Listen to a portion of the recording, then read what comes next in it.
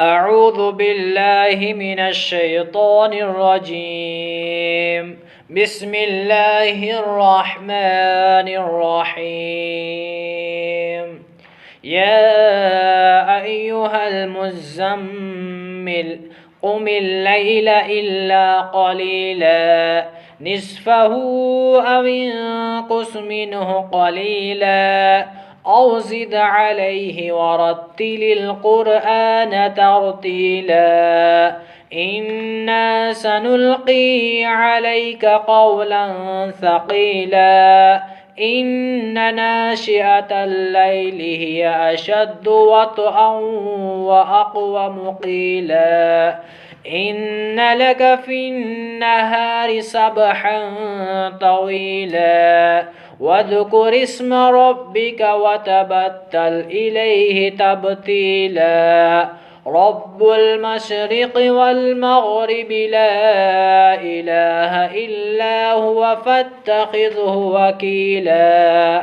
واصبر على ما يقولون واهجرهم حجرا جميلا وذرني والمكذبين أولي النعمة ومهلهم قليلا إن لدينا أنكالا وجحيما وطعاما ذا غصة وعذابا أليما يوم ترجف الأرض والجبال وكانت الجبال كثيبا مهيلا إنا